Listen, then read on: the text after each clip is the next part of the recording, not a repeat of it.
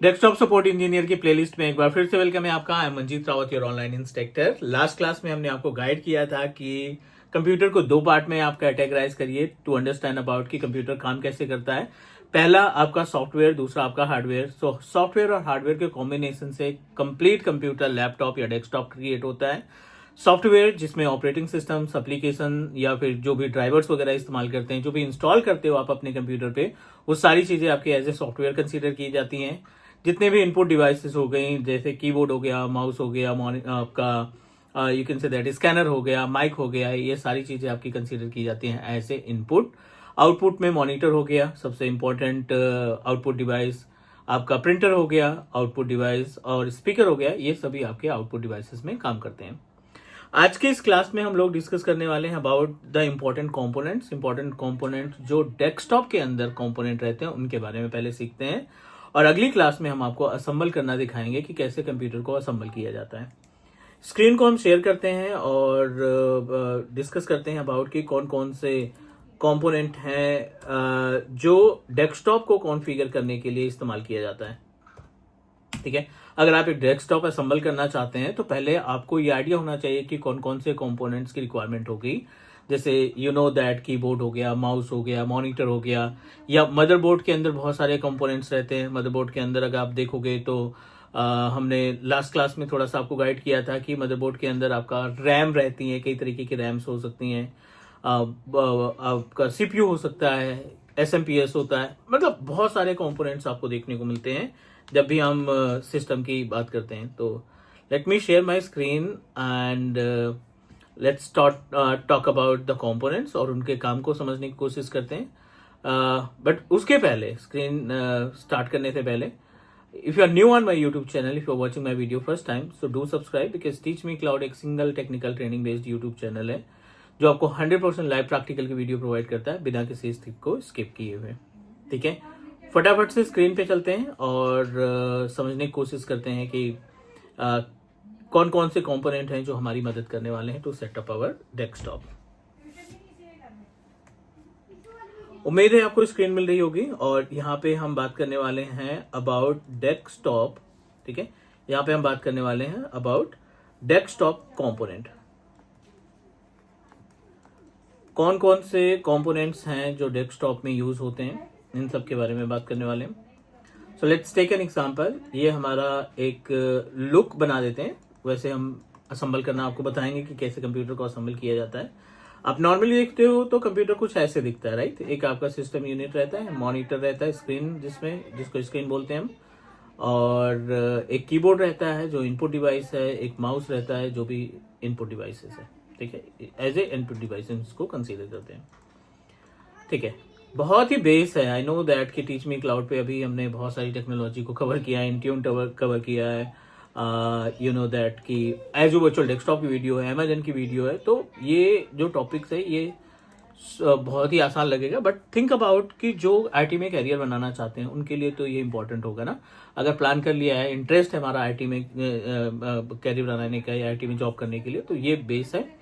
और आप अच्छे से इसको प्रिपेयर करें, definitely the entire play list will help you कि कैसे एंट्री की जाती है। चलो कंपोनेंट्स की बात कर लेते हैं। कंपोनेंट्स में कई सारे कंपोनेंट्स आएंगे। जैसे सबसे पहले हम स्टार्ट करते हैं मॉनिटर से। एक सिस्टम को असेंबल करने के लिए मॉनिटर की जरूरत होती है, कीबोर्ड की जरूरत होती है, विच इज रियली इंपॉर्टेंट। नंबर तीसरा, माउस की जरूरत होती है, you must need to use mouse. नंबर चौथा, मदरबोर्ड की जरूरत होती है। कई तरीके के मदरबोर्ड होते हैं मार्केट में, वो सब हम डिस्कस करेंगे। मदरबोर्ड के ऊपर लगने वाले कंपोनेंट जैसे कि रैम हो गया, रैम के बारे में हमें पता होना चाहिए। इसके ऊपर सीपीयू लगता है जिसको हम सेंट्रल प्रोसेसिंग यूनिट बोलते हैं। सीपीयू के साथ साथ आपको रोम का ऑप्शन मिलता है। नंबर 8 एसएमपीएस होता है जिसको हम पीएसयू के नाम से जानते हैं। पीएसयू आज के डेट में पावर सप्लाई यूनिट बोला जाता है इसको। और अगर हम नेक्स्ट की बात करें तो इसके ऊपर कुछ चिपसेट होते हैं जिसको हम नॉर्थ ब्रिज और साउथ ब्रिज, ठीक है, इसको बेसिकली बोला जाता है चिपसेट। इसके अलावा बहुत सारे ऑप्शंस है, जैसे कि we are able to find graphic card. ठीक है ना, हम इसके ऊपर ग्राफिक कार्ड लगाते हैं मॉनिटर को लगाने के लिए। और बहुत सारे स्लॉट्स आपको देखने को मिलती हैं। आपको यहाँ पे स्लॉट्स देखने हैं, कौन कौन सी स्लॉट्स का क्या काम है। प्लस आपको सॉकेट मिलते हैं, सॉकेट के साथ साथ मल्टीपल ऑप्शंस आपको मिलते हैं, जैसे कि फिजिकल पोर्ट। कंप्यूटर के अंदर बहुत सारे फिजिकल पोर्ट्स मिलते हैं।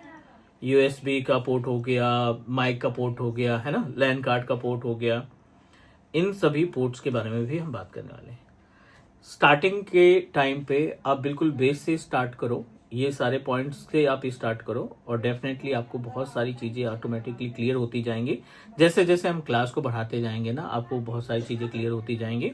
1 महीने के अंदर यू विल रियलाइज कि आईटी में डेस्कटॉप ट्रबल शूटिंग के पोस्ट पे या आईटी हेल्प डेस्क की पोस्ट पे हम आसानी से इंटरव्यू को क्रैक कर सकते हैं, राइट। सो साथ ही साथ इंटरव्यू को क्वेश्चन के बारे में बात करेंगे और जो लेटेस्ट करंट वैकेंसीज हैं इस प्रोफाइल से रिलेटेड उनके बारे में भी हम लोग डिस्कशन करेंगे।